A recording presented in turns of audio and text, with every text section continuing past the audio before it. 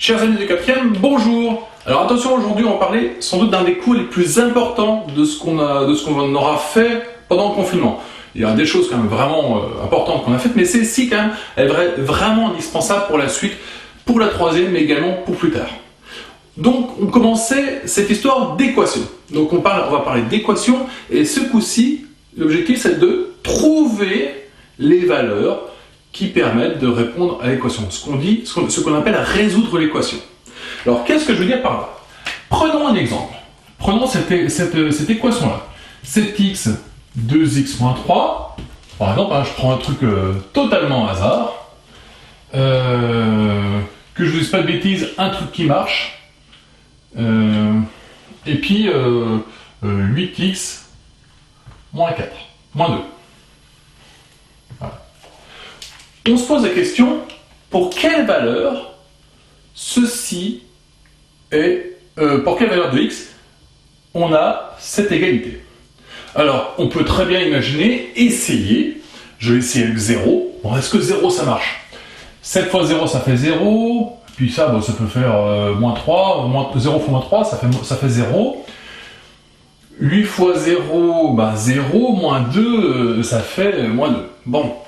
Donc j'aurai 0 à gauche, moins 2 à droite. C'est pas la bonne solution. Je peux essayer avec 1, je peux essayer avec 2, et ainsi de suite. Bon, on s'apercevrait qu'avec 2, ça marche. 7 fois 2, 14. Donc ici, j'ai 14. Et puis, là, dans la parenthèse, ça fait 2 fois 2 moins 3. Donc ça fait 4 moins 3, ça fait 1. 14 fois 1, ça fait 14. Ici, 8 fois 2, 16. Moins 2, 14. Donc, la solution de cette équation-là, en tout cas une solution de cette équation-là, c'est 2. Y en a-t-il une autre? C'est tout à fait possible.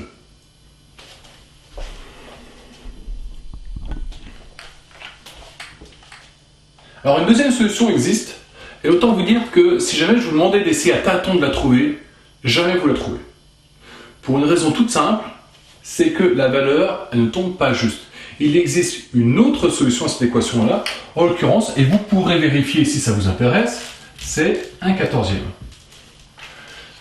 Alors, je ne peux pas vous expliquer pourquoi, comment j'ai fait pour trouver ça 1/14e, mais dites-vous que si vous remplacez x par 1/14e, vous allez voir que c'est égal.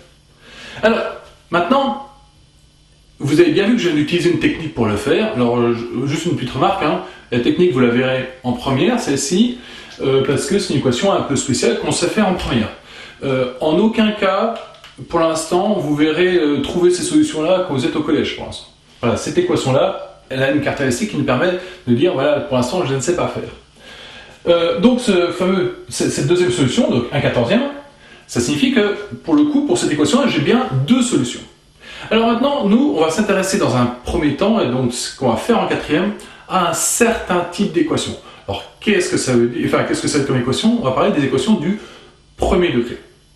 Alors, les équations du premier degré, c'est des équations qui, une fois qu'on développe, on ne se retrouve qu'avec des x et des nombres. Par exemple, ici, si je développe, à gauche, ça va me faire 7x. Alors, si je développe, ça fait ça. Ça fait 14x au carré moins 21x. 14x au carré moins 21x. Et puis à droite, 8x moins 2. Là, ce n'est pas une équation du premier degré. Pourquoi? Parce que j'ai des x au carré. Donc ce type d'équation-là, pour l'instant, on ne peut pas résoudre. Nous, on va s'adresser qu'aux équations où il y a que des x et des nombres. Ce qu'on appelle donc les équations du premier degré. Vous imaginez que celle-ci, c'est ce qu'on appellera plus tard une équation du deuxième degré. Alors, si on a x au cube, ce sera une équation du troisième degré. Voilà, vraiment. Donc, nous, on va s'intéresser aux équations juste du premier degré, et on va faire ce que nous a enseigné Al-Khwarizmi. Pour ceux qui se souviennent, qui ont fait l'escape game, il y avait tout un truc à Bagdad sur Al-Khwarizmi. Et bien, donc Al-Khwarizmi nous expliquait il y a maintenant 1200 ans comment résoudre les équations du premier degré. Donc, on va partir de cette équation-ci. Donc 8x moins 5 égale 5x plus 7. Ceci est donc bien une équation du premier degré. Pourquoi? Parce qu'il n'y a que des x et des nombres. Alors maintenant, on va voir ce que nous a enseigné Al-Khwarizmi. Donc c'est dans son traité sur la restauration et la comparaison. Voilà, pour ceux qui voudraient faire une recherche là-dessus un jour. Voilà. Et il nous explique qu'on va résoudre ça en se disant que à gauche et à droite, en fait, on va imaginer des poids. On va imaginer des poids. C'est-à-dire que vous imaginez que vous avez une balance. D'un côté, vous mettez 8x-5, de l'autre côté, vous mettez 5x plus 7. Le principe, c'est que si on fait la même chose à gauche et à droite, la même opération à gauche et à droite, ça va rester en équilibre. C'est-à-dire que si je multiplie par 2 le poids à gauche et que je multiplie par 2 le poids à droite, ça va rester en équilibre. C'est une chose qui paraît tout à fait logique. Et pourtant, vous allez voir, c'est ce qui va nous permettre de résoudre ceci. De la même façon, si j'ajoute 3 kg à gauche, 3 kg à droite, donc si j'ajoute 3 à gauche et 3 à droite, ça fait la même chose. Si j'enlève 5 objets à gauche, j'enlève 5 objets à droite, ça ne change rien non plus, ça reste en équilibre. Donc partons de ce principe-là. Et l'objectif, c'est de se ramener à mettre les x d'un côté et les nombres de l'autre. Je vais expliquer un petit peu. Par exemple, ici, on va imaginer que nous souhaitions que nous mettions tous les x du côté gauche. On va essayer de se débrouiller, de trouver une démarche pour mettre tous les x du côté gauche. Alors, les x du côté gauche, le 8x, il est très bien. Lui, il ne change pas, il est très bien. Donc, bon, là, pour l'instant, je suis là. Ah, il y a lui que j'aimerais bien faire passer à gauche. Donc, pour l'instant, j'ai ceci, mais je vais faire un truc, c'est que moi, le 5x à droite, il me gêne. Moi, je le veux à gauche. Donc, si je veux enlever le 5x à gauche, je vais enlever 5x à gauche, à droite. Donc, pour enlever le 5x, je vais enlever 5x à droite. Mais maintenant, si je veux rester en équilibre, si j'ai enlevé 5x à droite, il faut que j'enlève 5x à gauche. Et là, j'ai bien gardé mon équilibre. J'avais une balance en équilibre, j'ai enlevé 5x à gauche, j'ai enlevé 5x à droite. Donc, je reste en équilibre. Où est l'intérêt de ceci? C'est que du coup, je me retrouve à... J'ai 5x et j'enlève 5x. Autrement dit, résoudre cette équation-là et résoudre celle-ci, c'est la même chose. Qu'est-ce que j'ai fait? J'ai juste enlevé ces trucs-là, et puis le 7, j'ai laissé à droite. Continue de la même façon. Moi, mon objectif, c'est les x à gauche. Alors, c'était tout à fait arbitraire. J'aurais pu dire les x à droite. J'ai mis les x à gauche, et du coup, je veux les nombres à droite. Alors, les nombres à droite, c'est-à-dire que qu'est-ce qui me gêne? Le moins 5 qui est à gauche. Donc, qu'est-ce que je vais faire?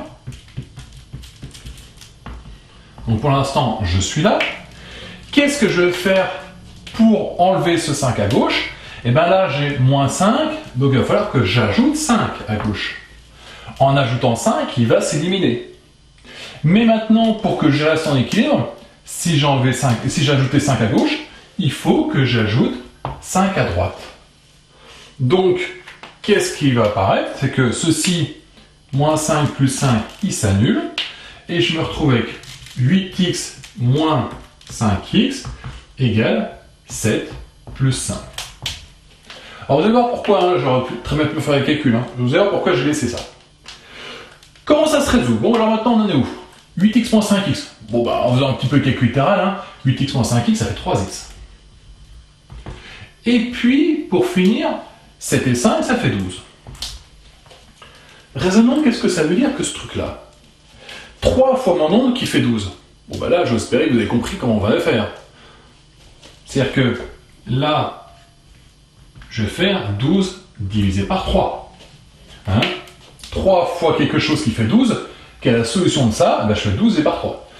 Si vous voulez un petit moyen de le retenir, c'est que le x, je ne sais pas combien il vaut. Quand je fais x 3, ça fait 12. Donc, pour revenir dans l'autre sens, je divise par 3. Bon. Et bien maintenant, attention, tour de machine. Impressionnant, non? Alors, qu'est-ce que j'ai fait? J'ai juste retiré ces deux lignes-là. Pourquoi? Parce que vous allez voir qu'elles ne sont pas utiles. On va s'intéresser à comment je passe d'une ligne à l'autre. Qu'est-ce qui s'est passé?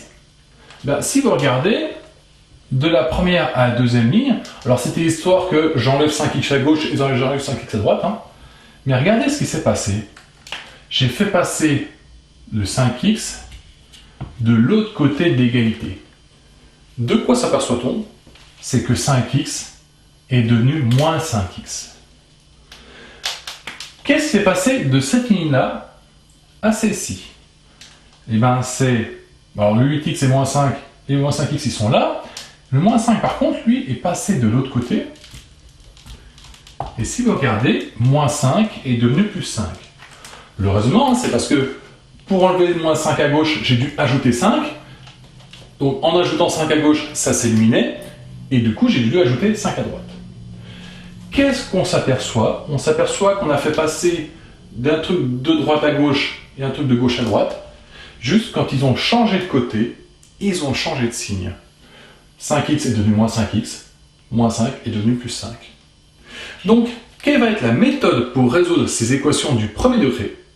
C'est au final assez simple, c'est je me débrouille pour mettre les x à gauche et les nombres à droite, ou l'inverse, hein. En tout cas les x d'un côté et les nombres de l'autre.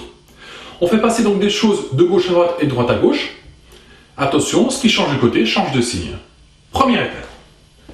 Une fois qu'on a ça, on se retrouve avec quelque chose fois x égale quelque chose, plus qu'à faire, une division. Voici la technique. On fait juste un deuxième exemple, et puis derrière, ce sera à vous de bosser un petit peu et de résoudre la suite. Voici donc ma deuxième équation, ma nouvelle équation, qui est 10x plus 4 égale 3x moins 5, et on va utiliser la fameuse méthode dont je parlais juste avant. Donc, qu'est-ce qu'on va faire?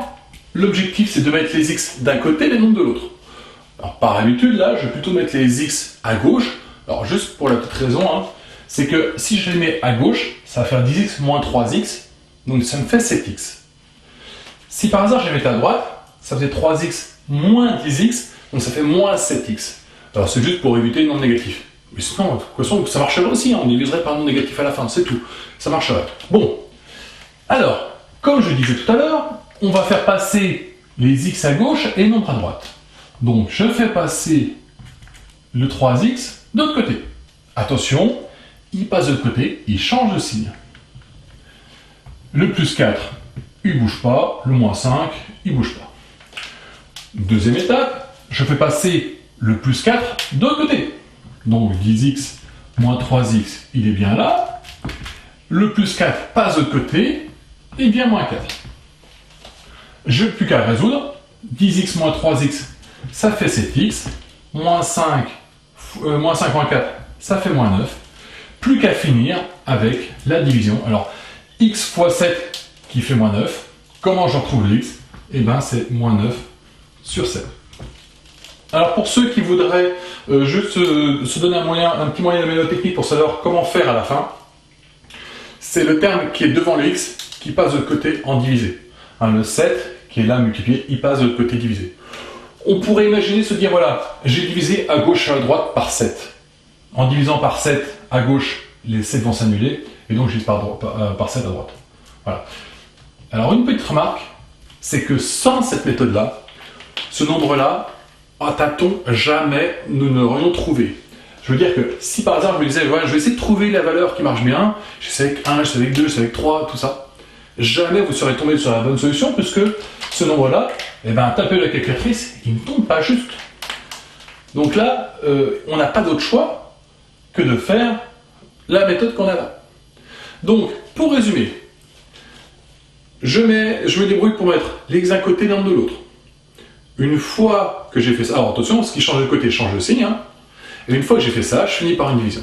Voici la méthode d'algorithmie. Et c'est celle qu'on va utiliser pour les équations du premier degré. C'est vraiment la technique de base pour les équations. Et je rappelle que les équations, c'est vraiment un truc hyper méga important.